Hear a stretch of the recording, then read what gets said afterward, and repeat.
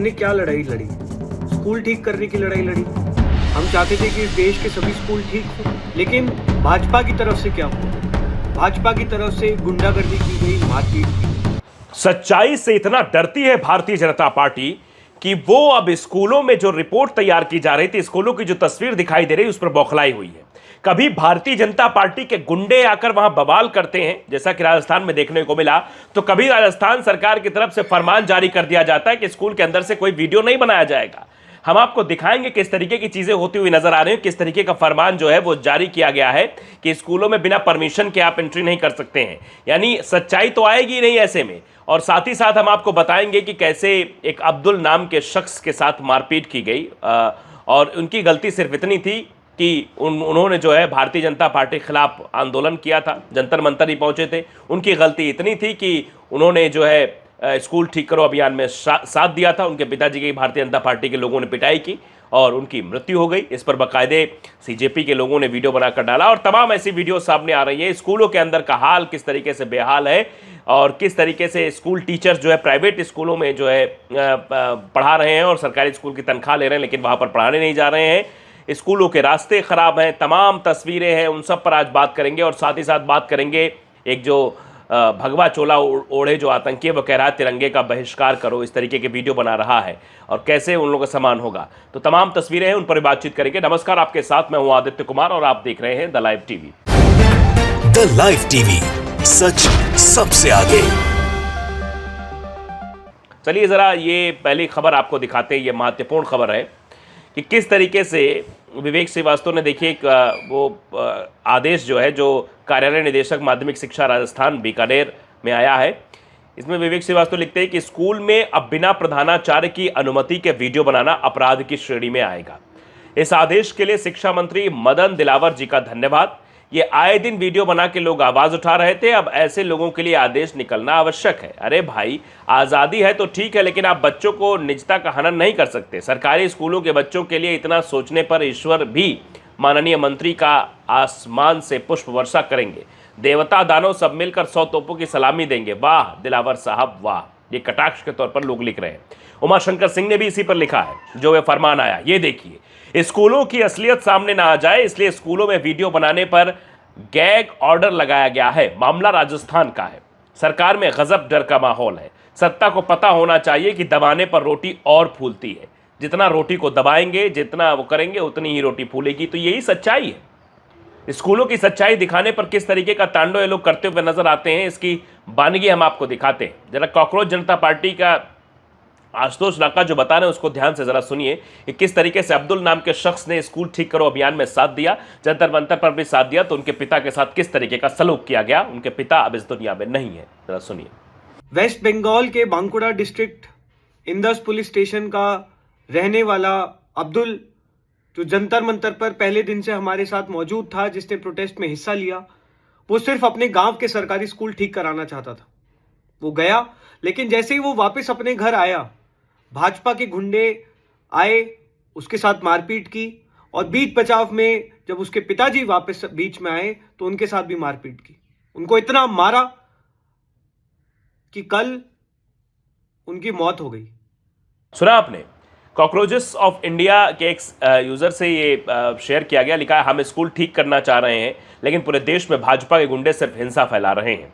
अब्दुल की सिर्फ यह गलती थी कि वो अपने गांव का स्कूल ठीक कराना चाहता था, लेकिन भाजपा के गुंडों ने उसके पिताजी को इतना मारा कि उनकी मौत हो गई। बताइए जरा, अब्दुल का क्या कसूर था? जानते हैं, सरकार तो फरमान लेकर आ रही है कि आप स्कूल में बिना प्रधानाचार्य की परमिशन के घुस नहीं सकते हैं। यानी प्रधानाचार्य क्यों चाहेगा, क्यों परमिशन देगा कि उसके स्कूल की फजीहत हो? वो परमिशन ही क्यों देगा? वो परमिशन तभी देगा जब सब कुछ ठीक कर लेगा। सब कुछ ठीक करने पर वो आमादा है या फिर क्या है? आप समझिए कितना भय है भारतीय जनता पार्टी की सरकार के अंदर और भारतीय जनता पार्टी के गुंडों के अंदर कि गुंडे भेजे जा रहे हैं, लोगों को मारा जा रहा है, पीटा जा रहा है और साथ ही साथ किस तरीके से एक फरमान जारी किया जा रहा है। ये सब कुछ आप देखकर ये हैरानी वाली बात है कि ये सब कुछ हो रहा है। और अगर आपको तस्वीरें हम स्कूलों की दिखाने शुरू करें, ये क्यों ऐसा किया जा रहा है, देखिए इस पर सौरभ दास ने भी कहा था जो अब्दुल के साथ घटना हुई, ये बता दें, फिर आगे तस्वीरें भी आपको दिखाते हैं। हम लोगों ने अभियान शुरू किया और अभिभावकों से अनुरोध किया कि आप अपने आसपास के स्कूलों को जाकर देखें उनकी वास्तविक स्थिति क्या है। तो उसके बाद जानिए कि क्या हुआ, जब स्थिति देखने की बात कही तो सौरभ दास ने बताया कि अब्दुल के साथ क्या घटना हुई, सब सारा कुछ जिक्र किया उन्होंने।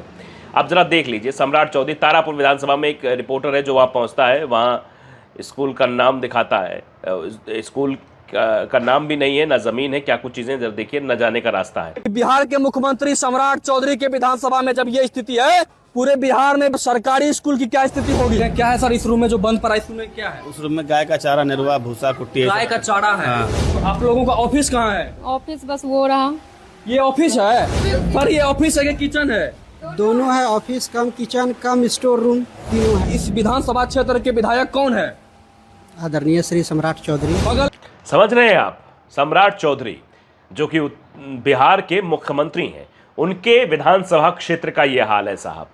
तो कुछ दिन बाद वहाँ भी यही फरमान आने वाला है, वहाँ भी ऐसे ही फरमान सुनाए जाएंगे कि देखिए किस तरीके से वहाँ जो है स्कूलों की स्थिति कैसी। अब जरा देख लीजिए, सरकारी स्कूल की टीचर हैं जो प्राइवेट पढ़ाती हैं, तनख्वाह सरकार की लेती है, पढ़ाती प्राइवेट है, 11 बजे तक स्कूल नहीं पहुंची और वहाँ पढ़ा रही। जरा वीडियो देखिए, देखिए इधर देखिए, फोकस करिएगा, देखिए ये क्या हो रहा है यहाँ पर, बताइए। क्या हुआ, माइक लेके कैसे घुस गए हैं? माइक आप सरकार से ले रहे हैं पैसा, आप पढ़ा रहे हैं अपना स्कूल में। अब बीपीएससी टीचर मंदला कुमारी आप ही ना है जी, मंदला मैडम? हाँ हम ही हैं। तो स्कूल अभी तक आए ना पहुंचे? अभी जस्ट पढ़ा के बच्चे लोग के जा ही रहे हैं। 11:30 बज गया, स्कूल में भैया नहीं है, तब ना मैं यहाँ आया है। वहाँ के मास्टर बोला कि मंदला मैडम खुद का प्राइवेट स्कूल चलाती है। तो सर यहाँ से हम पढ़ा के बच्चे लोग को तुरंत निकल ही रहे हैं यहाँ। सरकार से पैसा ले रही है, अब पढ़ा रही है अपना स्कूल में। देख रहे हैं आप, ये मैडम सरकार से तनख्वाह लेती हैं और चलाती हैं प्राइवेट स्कूल, इन पर कोई कार्रवाई नहीं हो रही। कार्रवाई इसलिए नहीं हो रही होगी क्योंकि भ्रष्टाचार व्याप्त है, सब कुछ पैसा वैसा पहुंच जाता होगा, सारी स्थितियां जो है सामान्य हो गई होंगी। आप जानते हैं कि कितना भ्रष्टाचार फैला हुआ है। अब जरा देख लीजिए, डॉक्टर BL बैरवा MS है, उन्होंने जो है वीडियो शेयर किया। शायद शिक्षा मुद्दा ही नहीं हमारे देश में, जो मुद्दा है वो टीवी पर प्राइम टाइम पर दिखाया जाता है। देख रहे हैं आप वीडियो, जरा देखिए किस तरीके से बच्चे जो है कीचड़ में सन कर जा रहे हैं, स्कूल जा रहे हैं बेचारे। देखिए आप अंदाज़ा लगाइए, क्या इस सड़क पर नेता मंत्री विधायक के बेटे चल सकते हैं? क्या वो इसी तरह स्कूल पढ़ने जा सकते हैं? सवाल बहुत बड़ा है।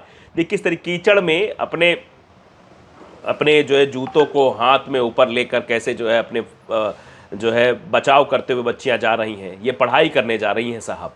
आप समझिए शिक्षा कितना बड़ा मुद्दा है इस देश में, लेकिन शिक्षा पर कोई बातचीत नहीं हो रही है। ये कितना गंभीर सवाल है जो आज पूछा जा रहा है। तमाम तस्वीरें ऐसी सामने आती हैं और फिर उन तस्वीरों के बाद ये लगता है क्या हो रहा है इस देश में। फरमान सुनाया जा रहा है कि आप वीडियो मत बनाइए, आप परमिशन ले लीजिए प्रधानाचार्य से, तब आप वीडियो बनाइए। अगर नहीं बनाया, परमिशन ली, तो आप अपराध की श्रेणी में आएंगे, आप पर कार्रवाई हो सकती है। ये डर और भय व्याप्त कराया जा रहा है। अंदाजा लगा सकते हैं आप क्या स्थिति बनती हुई दिखाई दे रही है। आप जरा देखिए, डर तो भय तो हर जगह है। मोदी जी ने दिमागी नक्सली कहा तो बच्चों ने क्या कहना शुरू कर दिया, जेनजी ने। और दिमागी नक्सली का जो वास्तविक मतलब है वो भारतीय जनता पार्टी के नेता ही बता रहे हैं। पहले जरा इस बच्ची को सुनिए जो किस तरीके से दिमागी नक्सल को के बारे में डिफाइन कर रही है, सुनिए। सो हेलो फ्रेंड्स, और शुड आई कॉल यू दिमागी नक्सल्स? अभी 1 महीने पहले ये हम सबको फ्रेंड्स बोल रहे थे और आज हम दिमागी नक्सल्स हैं। एनीवे, मुझे लगता है कि इंडिपेंडेंस डे वाले दिन, जिस दिन देश में यूनिटी, टुगेदरनेस, इन सब चीज़ों की बात होनी चाहिए, उस दिन हमारे देश का प्रधानमंत्री जो है वो इस देश के लिए एक नया दुश्मन पैदा कर देता है, which is basically the youth of this country. देखा आपने, बच्चियाँ बता रही हैं कि फ्रेंड्स बोल रहे थे, अब दिमागी नक्सल बोल रहे हैं। दिनेश ने लिखा है वीडियो शेयर करते हुए कि मोदी ने लोगों को दिमागी नक्सल कहा, जेनजी ने इसका जवाब देने का फैसला किया। लड़की उस टिप्पणी के लिए जबरदस्त क्लास लगा रही है। जिस तरह से ये चल रहा है, अगर ये रील भारत में ब्लॉक हो जाए तो हैरान मत होना, ये रील ब्लॉक भी की जा सकती है। अब जो है इसका मतलब कौन समझा रहा? बीजेपी के सांसद और यूपी के पूर्व DGP ब्रजलाल ने क्या कहा है? दिमागी नक्सल किसको कहा है? कि प्रोफेसर्स दिमागी नक्सल है और जो है कवि भी दिमागी नक्सल है, बुद्धिजीवी वर्ग भी दिमागी नक्सल है, NGO चलाने वाले भी दिमागी नक्सल है। देखिए जरा, सुनिए। ये दिमागी नक्सली जंगलों में बेहड़ों में नहीं रहते, ये हथियार लेकर नहीं चलते, ये गोलियां नहीं चलाते, ये सिर्फ और सिर्फ अपना दिमाग चलाते हैं। ये शहरों में प्रोफेसर के रूप में, अध्यापक के रूप में, NGO संचालक, बुद्धिजीवी, कवि, लेखक आदि रूपों में ये दिखाई पड़ते हैं। ये लेख लिखते हैं, ये कॉन्फ्रेंस करते हैं, सेमिनार करते हैं और उन कॉन्फ्रेंस में, सेमिनार में, ये जनमानस में, खासकर युवाओं के दिमाग में ये अपनी हिंसक विचारधारा भरते हैं। सुना आपने? सचिन गुप्ता ने वीडियो शेयर किया है, लिखा है कि बीजेपी सांसद और यूपी के पूर्व डीजीपी ब्रजलाल ने कहा, दिमागी नक्सली हथियारों का नहीं बल्कि अपने दिमाग का इस्तेमाल करते हैं। शहरों में ये लोग प्रोफेसर, टीचर, एनजीओ चलाने वाले, बुद्धिजीवी, कवि और लेखक के तौर पर देखे जाते हैं। ये लेख लिखते हैं, कॉन्फ्रेंस, सेमिनार आयोजित करते हैं, युवाओं के मन में अपनी हिंसक विचारधारा भरते हैं। ये नक्सली उन नक्सलियों से कहीं ज्यादा खतरनाक होते हैं जो जंगलों में रहते थे। बताइए जरा किस तरीके की भाषा का इस्तेमाल किया जा रहा है भारतीय जनता पार्टी के सांसद द्वारा। वो ये कह रहे हैं कि नक्सली क्या है। आप समझिए कि स्कूल टीचर सब मतलब अध्यापक सब नक्सली हो गए, नक्सली क्यों हो रहे हैं। इसीलिए शायद ये अब पार्टी बनी है और इसीलिए मुसीबत खड़ी होती हुई दिखाई दे रही है। अब जरा इस नफरती को सुन लीजिए। अगर तिरंगा लगा बैठे तो तिरंगे का ही बहिष्कार करो, क्योंकि इस तिरंगे ने तुम्हें बर्बाद कर दिया है। हर हिंदू के घर पर हमेशा भगवा ध्वज होना चाहिए।